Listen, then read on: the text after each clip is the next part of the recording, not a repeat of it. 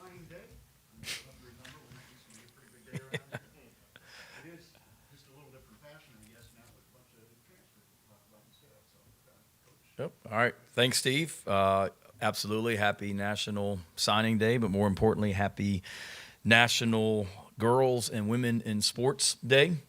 Pretty cool. And to recognize all those fantastic ladies. We've got so many of them here in our building, in our football program, and in all departments that play a crucial role to what we do day in, day out. So we've got some absolute stars in this building, and it's great to see them be recognized today.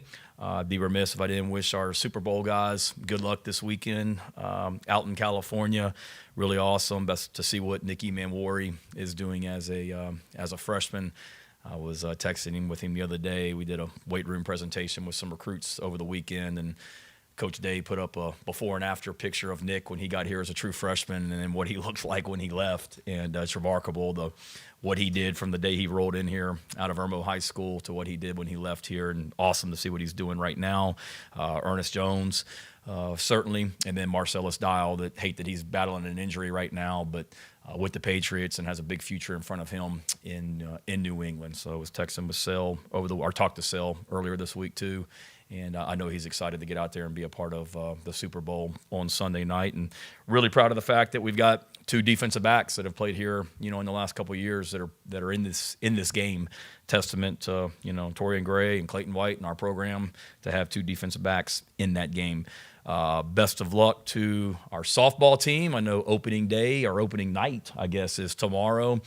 So best of luck to Ashley and her team. Can't wait to get out there and watch them play this season and build on the amazing first year that she had last year. And then I know we got a lot of sports that are rolling this weekend. I think tennis is playing, swimming and diving, track and field. Kaylin and the women's golf team teed it off out in California this week to start their season. And I know Rob and the men's team starts out next week as well. So kind of crazy that we're getting ready to start spring sports now, and excited to watch all those teams compete this upcoming season and represent Gamecock football. Just kind of catching you guys up on where we are. January is a grind, as you know, for a lot of reasons. Portal, current roster, high school recruiting. So we'll talk about the portal here in a second, but the last 2 weeks has been primarily high school recruiting and out on the road as a head coach. Head coaches in the country nowadays, you have less and less time to get out on the road and see prospects.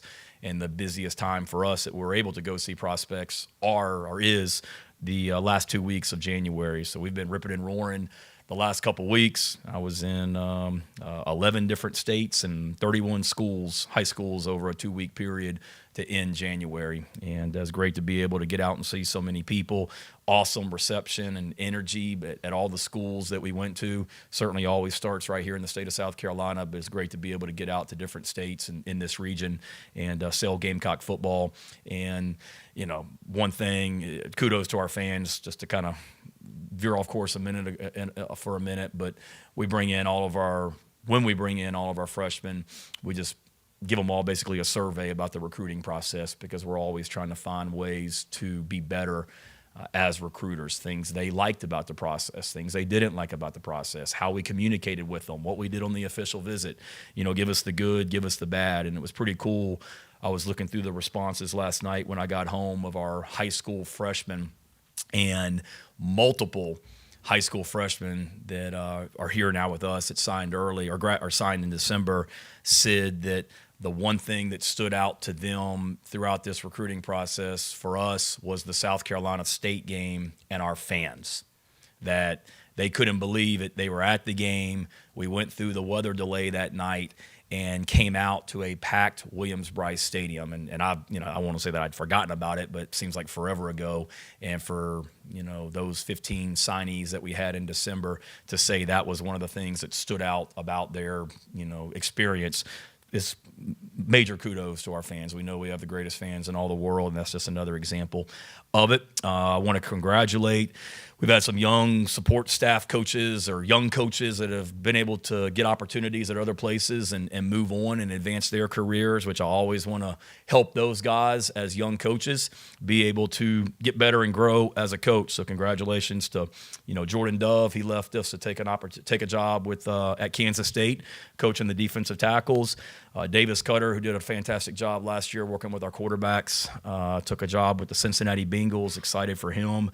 Roger Padroni, who local guy that has been a part of our program for a few years and works his butt off on the offensive staff.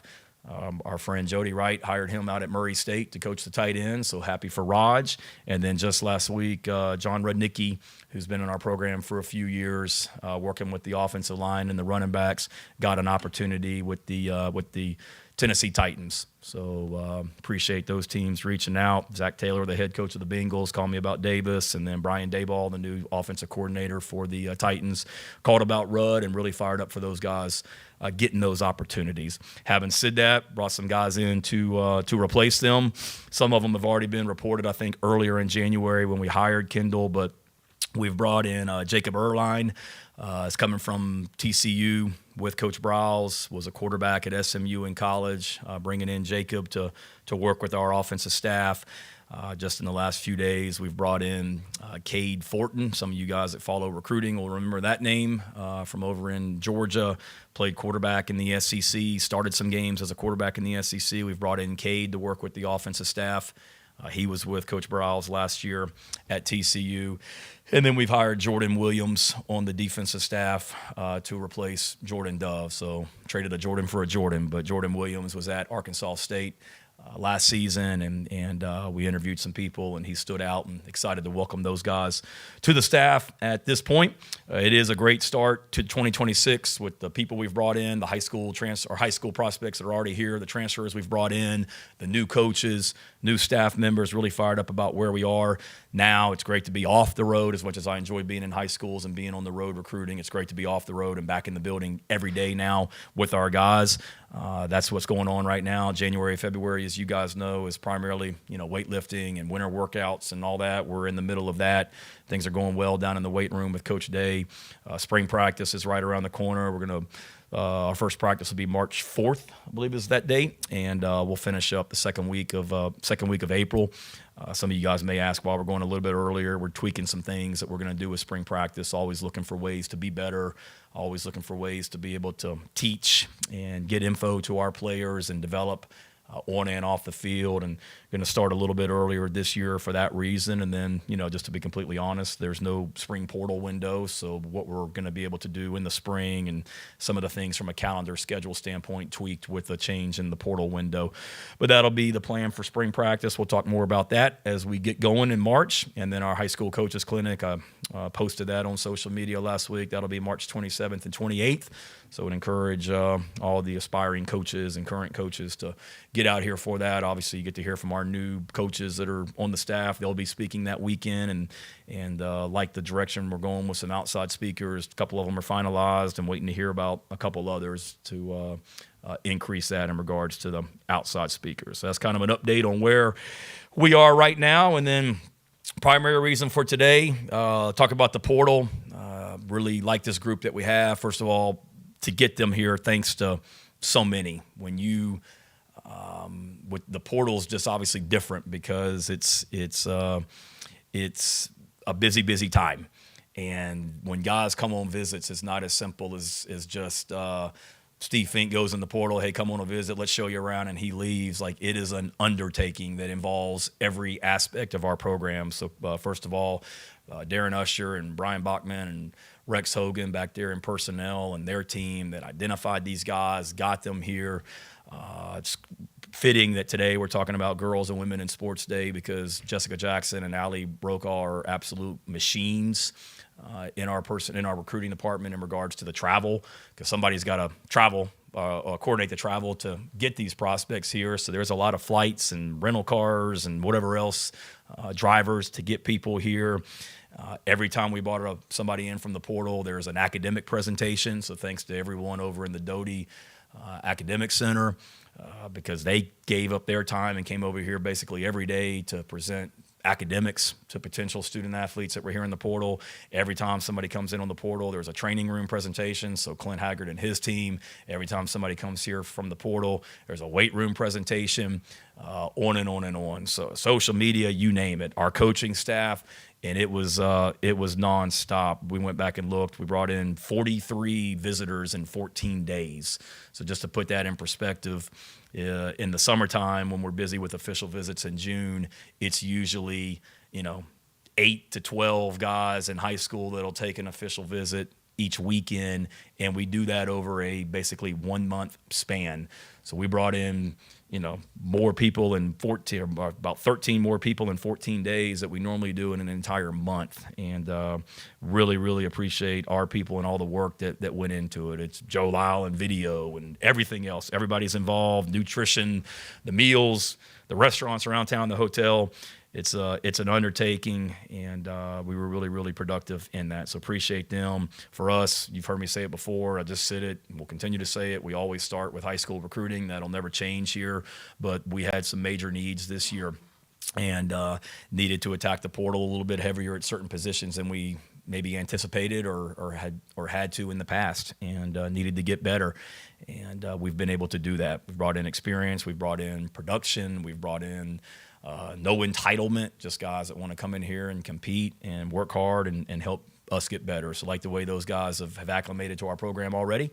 I like the work they're putting in. It's a really good group of young men. Had them all, the transfers and the freshmen, over to my house a couple weeks ago, and really enjoyed visiting with them and just continuing to get to know them. But like the people we've brought in here, like the players that we've brought in here, and couldn't be more fired up about where we are and where we're headed. So questions? Shane, Josiah Thompson got into the transfer portal. I think it was there 9 days, and then came back. So what was that process like? And specifically, what were the conversations like with you and him, with, I don't know if it's the right term, but you allowing him to go? Yeah, I think every situation is different, and I typically don't. The conversations I had, they went back to prior to Christmas, David, with Josiah in exit meetings, conversations with his parents before Christmas. And then I'll be honest with you, I was completely blindsided and shocked when he called me after Christmas or January, whenever that was, to tell me that he was going to enter the portal. And we had a conversation about why, and didn't necessarily agree. But he chose that path to go initially. I moved on. He moved on, I think. I told him, just, full disclosure, that understand I have to go replace you. And if you're going to go in the portal, then let's be real, there's a money aspect of it. Now we have to go find offensive tackles and offensive linemen. And we did, and wished him well. I mean, we left on great terms, and any school that called me about Josiah, I had nothing but positive things to say. I love him. I love his family. And then he, to his credit, he reached out to me on his own, and we had a great conversation about the possibility of coming back. Obviously, at that point, things had changed here in a lot of ways with some more offensive linemen that we brought in, but I know what kind of young man Josiah is. I know what kind of player he is. I know his family. I've been in his home in Dillon, and no, I would not do that. We had other players, just to be completely honest, that went in the portal and reached out and wanted to come back, and I said no. And that happened on more than one occasion because of how they left and maybe the reasons they left for. Josiah I wouldn't put in that boat. So typically, no, I wouldn't let him come back, but I do believe every situation's different. And Josiah and I both had some open and honest conversations and shot each other straight. And in the end, he makes our team better, and I'm happy that he's back here with us.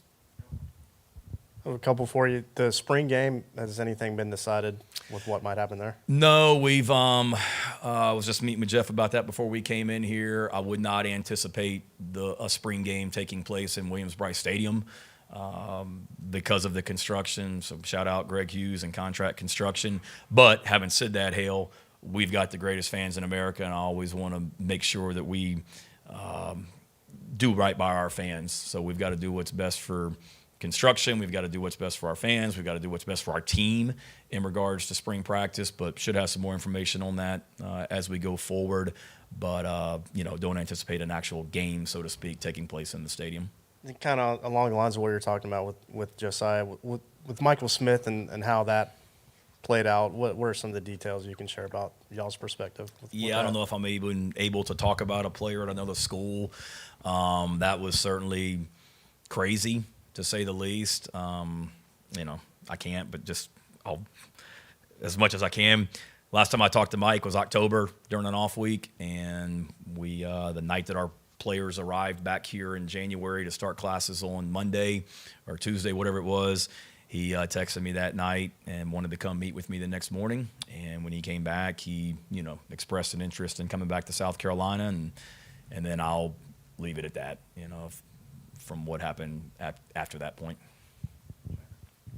Shane, when you look at the success that a school like Indiana's had, no 5 stars, but they're able to bring in a lot of players with experience and things like that, is that something that think you can, do you think that's something that a model that other schools, teams can kind of duplicate? And is that something you were looking to try to hone in on, getting experience in the portal here? Yeah, absolutely. I think, and I've talked about it before, Jack, that to me the best teams are the oldest teams. I've used the example with teams in the SEC. You look at Vanderbilt last season and look at the number of juniors and seniors they had starting for them.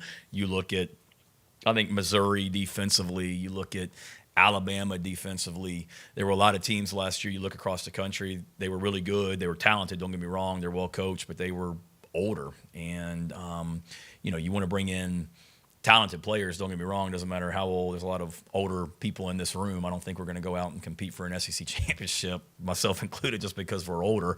But that's definitely an aspect of it. And I was just meeting with some of the older guys on our team this morning and talking about that I knew, and I've said this before to you guys, I knew we were going to be better in 2024 than people thought on the outside because we had so much veteran leadership, older guys coming back.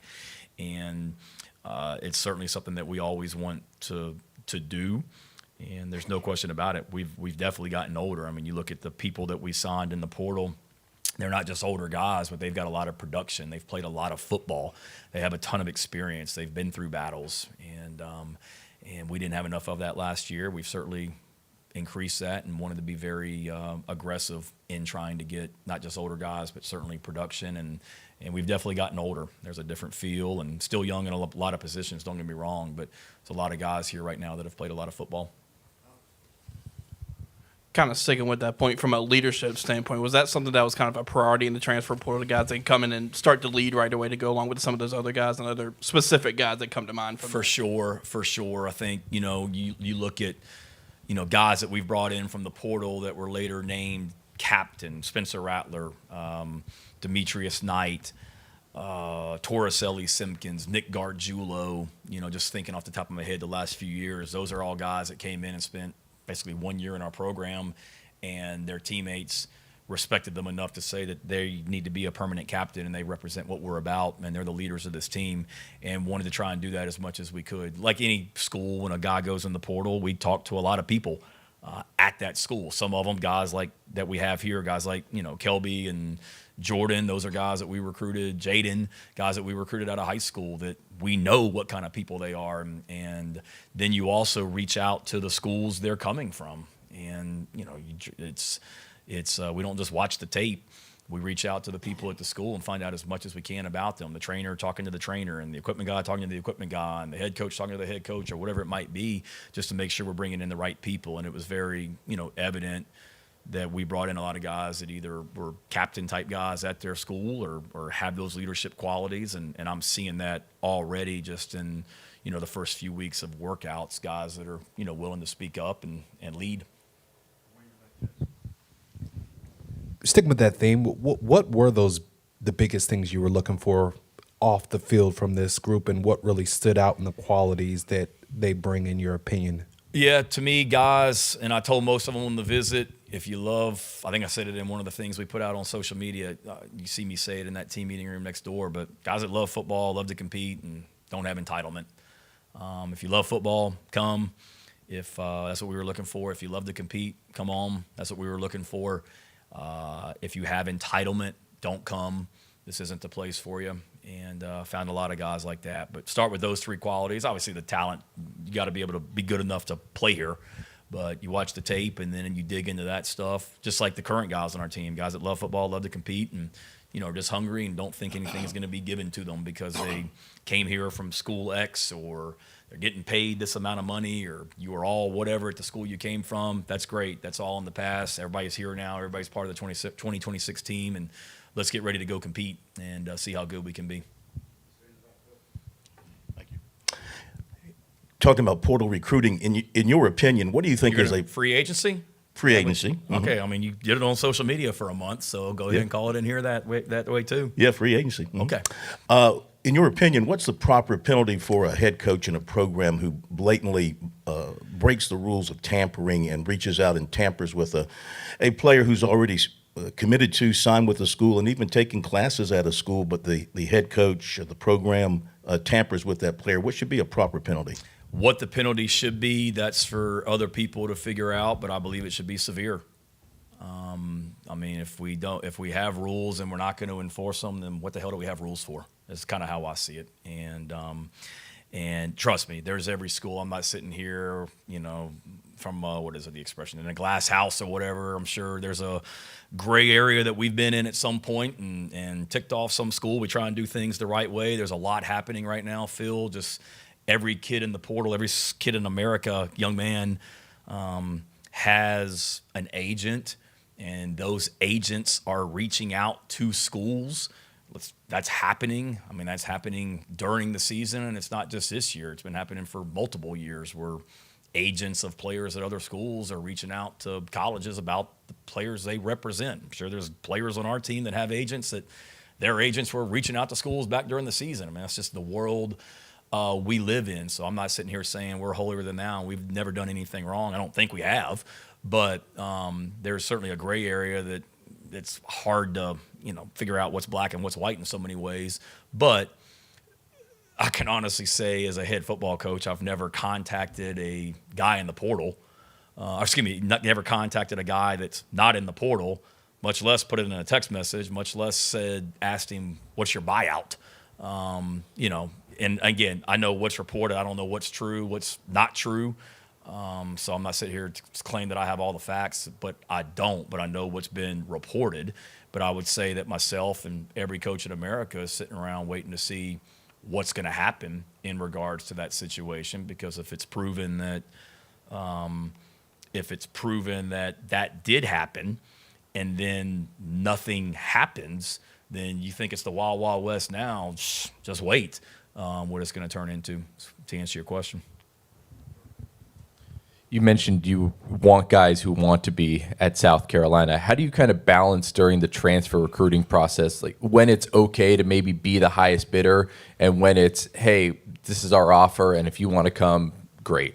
Plenty. If I don't want money's an aspect of it, don't get me wrong, but I don't want a guy ever to choose here because of the money. Because the same guy is going to be in the portal a year from now when it opens back up, if that's what he chose here for. Trust me, that's an aspect of it. We want to be competitive like everybody, but it can't be the reason. There's plenty of times where, kid was like, hey, coach, I really, like it here, but School X is giving me this, and y'all are giving me this. Well, it's not going to change. I mean, here's what we're giving you type thing. You certainly have those conversations, but I think every situation is different. But if you bring in a whole portal class where you're just the highest bidder, I don't think that's the best way to build culture and maintain your roster year after year. Shayna, you bring up, guys that have come in the past. Knight and Kennard kind of stand out because they were leaders. And you mentioned that you've seen some leadership already. It's just, how do you kind of know that that's going to happen in 2 weeks of recruiting him? And then how do you have to kind of judge it throughout offseason work and then the season? Yeah, it's hard. Those visits that I'm talking about, David, where we bring these people in here, we pack a lot into it. And it's not just – this isn't high school recruiting where come on and we're going to show you all the amazing things about South Carolina and let's do a photo shoot and wine and dine you. I mean, there's an aspect of that, but these guys that are in the portal, they're in the portal for a reason, and they're looking for something and a new opportunity, better opportunity to develop, whatever you want to call it. So we really dig into them as people while they're here. You know, I meet with them. The position coach meets with them. Luke Day and the guys down in the weight room, they meet with them and really dig into them from a personality standpoint, and you know, finding out what's important to them and everything. So it's not a you know, necessarily just wine and dine you and kiss your rear end for 24 hours. It's we have some open and honest conversations about why you're in the portal and why hasn't it gone well at wherever you're coming from, or why hasn't, and what are you looking for, and all that. So you try and find out, when you're doing that, dig in as much as you can about them.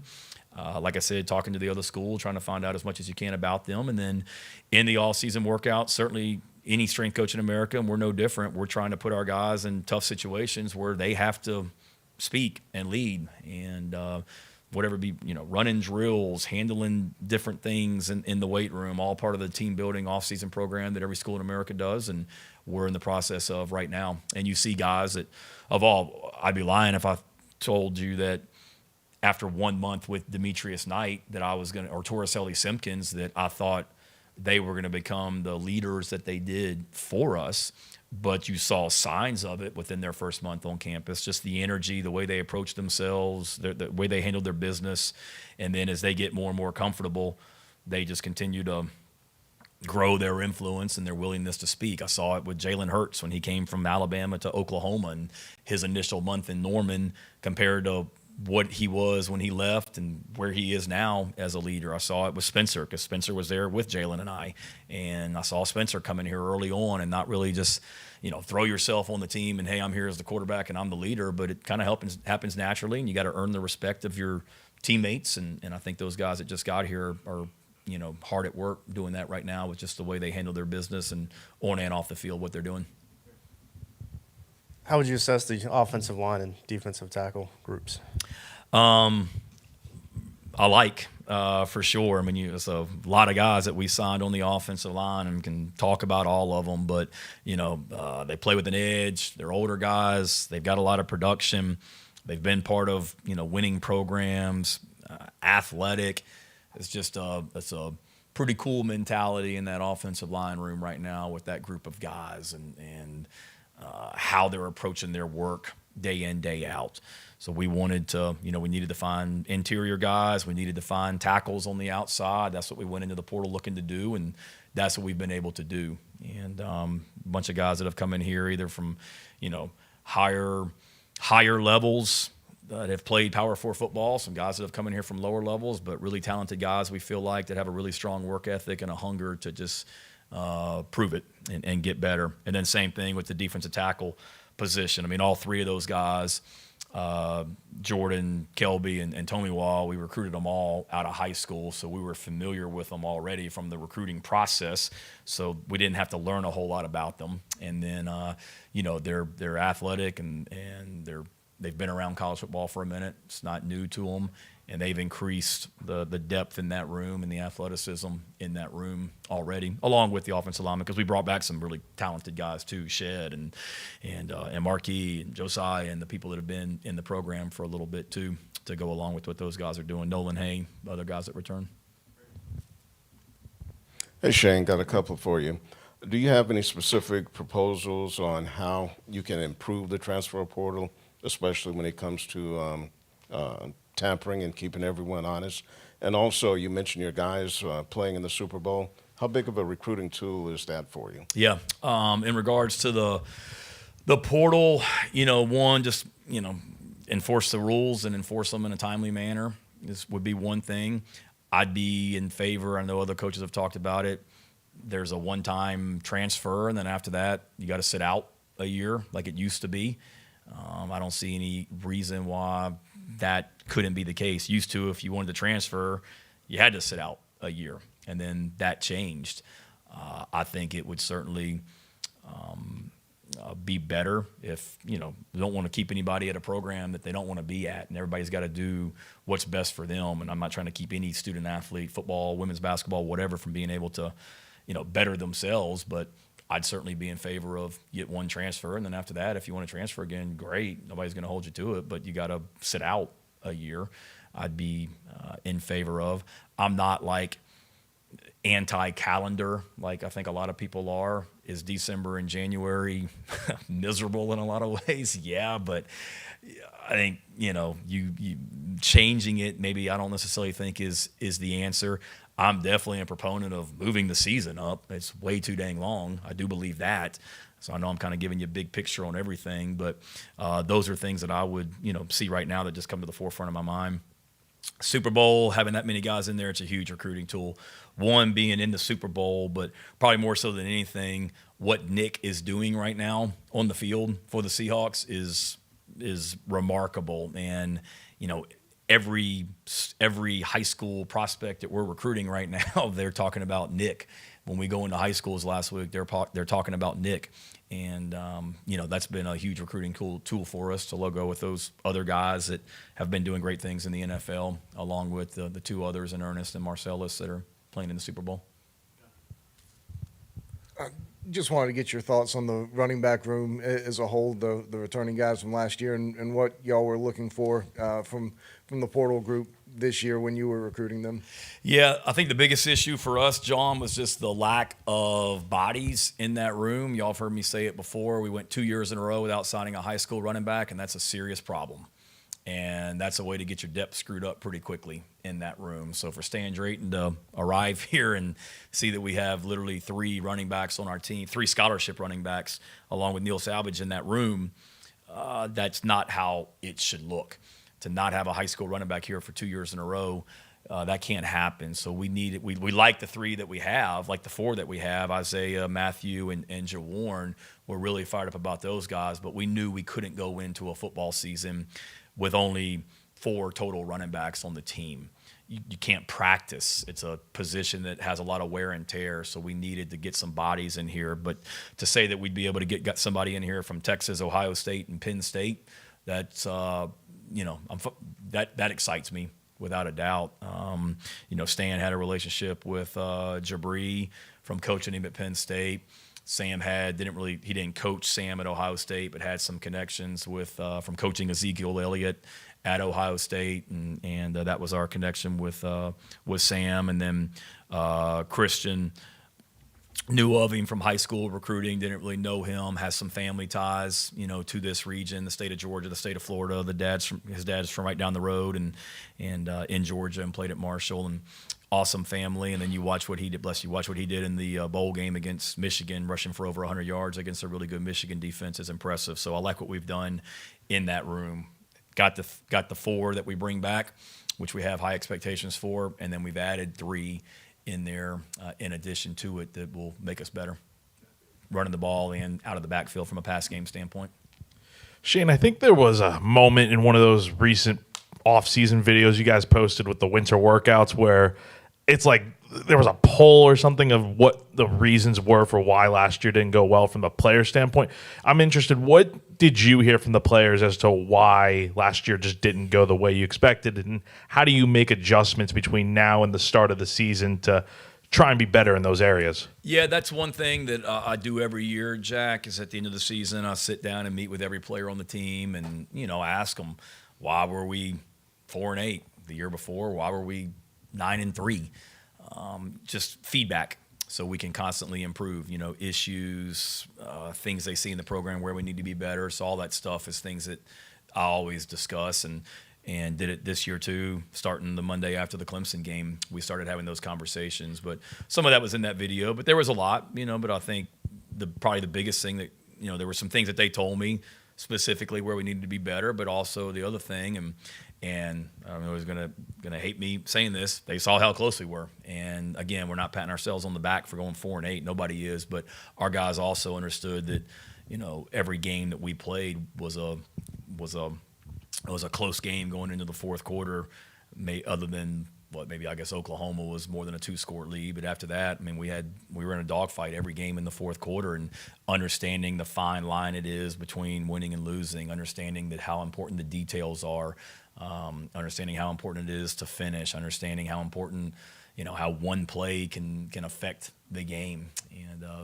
Not that we haven't already talked about that, not that we weren't trying to instill those lessons throughout the season, but it was very evident to our guys at the end of the year that we were not quite where we need to be, and ultimately that's on me and where we got to be better as we go into 2026. There's been, I mean, you've gone on the record talking about how influential Dawn is to recruiting with you. If I'm not mistaken, you had a couple at the Texas game with you. In this sort of era of NIL and rev share and everything, how big is having somebody like Dawn on campus for your football team?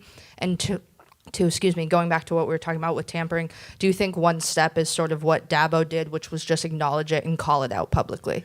Yeah, what Dabo did, yes, absolutely. You know, being able to call it out, and I'm sure he, like other schools, turns stuff in when there's issues. And if there's issues with something, I mean, I've had, you know, a coach call me if there was something that he didn't think was quite right in regards to communication with a player. I've called coaches if I felt something wasn't quite right in regards to a player. I think a lot of those conversations happen head coach to head coach. And then if there's things that need to be turned into the NCAA or the SEC, we have.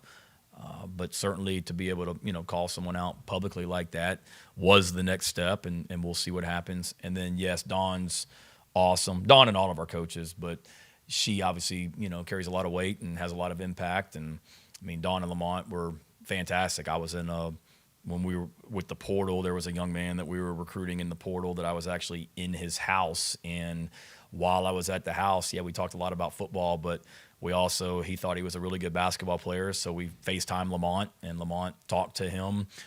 It was the night before, I think Dawn was in Arkansas, I think they were getting ready to play, and it was the night before the game, and we FaceTimed her because the young man's mom and grandma had just read Dawn's book. So we got her on FaceTime, and she was awesome. We didn't get him, so clearly something was amiss. I screwed it up, I guess, but they're always fantastic. Coach Staley and Coach Paris and all the coaches here on campus are, and I would hope they would say the same about me. Always willing to do anything that we need to do to help each other's programs. I'm a big fan of all sports at Carolina, big fan of all the head coaches at Carolina. It's real, it's genuine, it's not, you know, fake where I get up here in a press conference and say it because I feel like I have to say it. It's a great community, great family that we have here amongst the coaches, and starting with, you know, Jeremiah and what he's doing as the athletic director, and glad to have a small part in that, and fortunate that I've got a Hall of Fame legendary coach in Coach Staley here on campus that is, one, a huge football fan, huge supporter of what we're doing, and more than willing to help us in any way from a recruiting standpoint. Okay, thank you guys. Have a good weekend.